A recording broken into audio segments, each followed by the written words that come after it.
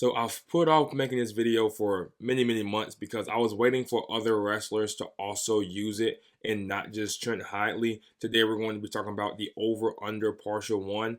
And the partial one, again, for you guys who haven't seen my other partial one videos or who need a recap, is giving up and escape in a way where you still have a positional advantage once the escape is given. Now, if you're a part of Earn Gold Academy, you've already seen the Trent Hidley video I made on this, but to post a public one on YouTube, I wanted to include different wrestlers. So all this is getting the over-under from the top position. Very simple. And it's not just positional advantage. It can also just be preferred position, because technically in a regular over-under, no one has the positional advantage because it's a 50-50 position. But obviously for people who are doing this, they're better at the over-under than their opponents are because they wrestle from it a lot more. So let's show this again. This is at the NCAA Championships his senior year. He circles around front. He's an over-under. The escape is awarded. And then he goes right into a drop throw by.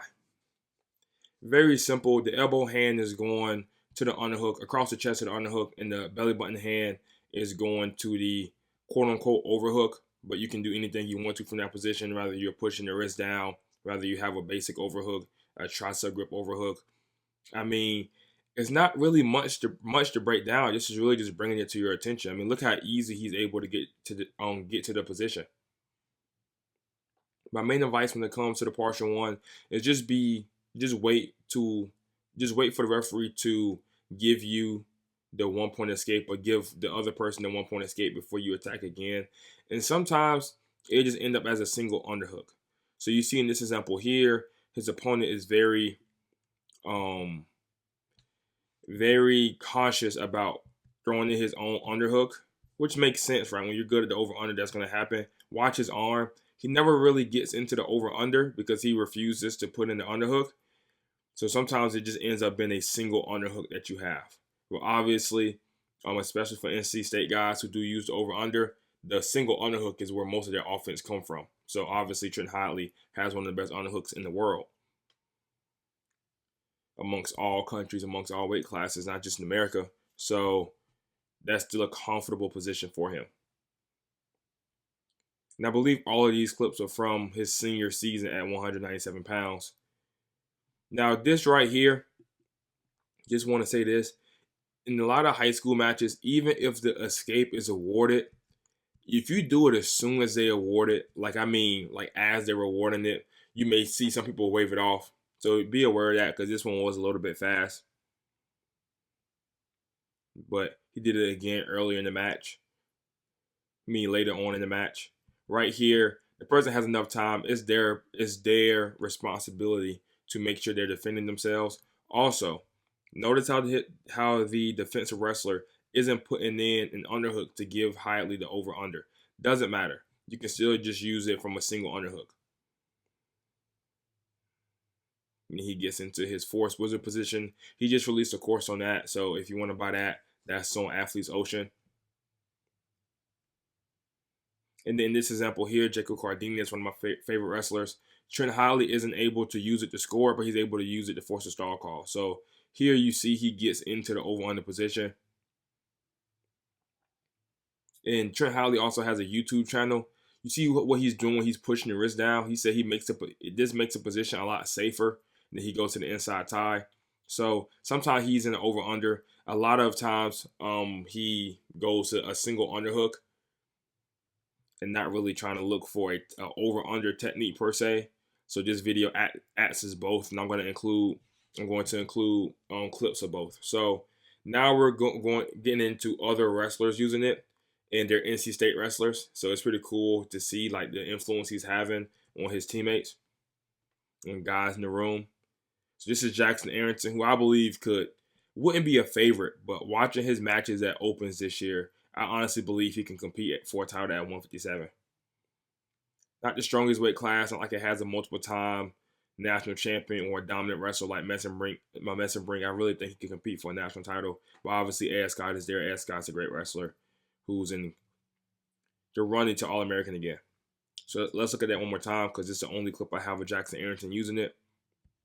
It's really basic. I mean, it's extremely basic.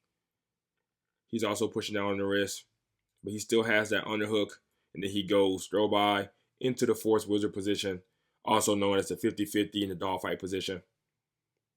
And he's able to score with it. Next, I'm going to show a match with the 141-pound wrestler Tracy from NC State. And he does it 3 times in a single match, all back to back to back, right? So this is going to be really cool to watch. So notice what he does. He's on top. He comes around front, tries to get in the over-under. His opponent doesn't wrestle back with him. Doesn't matter. He just attacks that leg.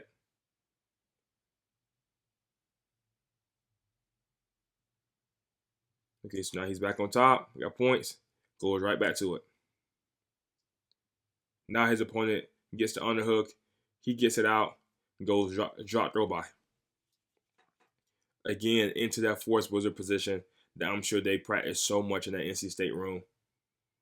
If you're good at the underhook, you have to be good at the force wizard position. It's kind of like your favorite move being the crackdown, but your favorite move being the high crotch, but you don't practice the crackdown. It's the same exact relationship. You're going to end up in it so much.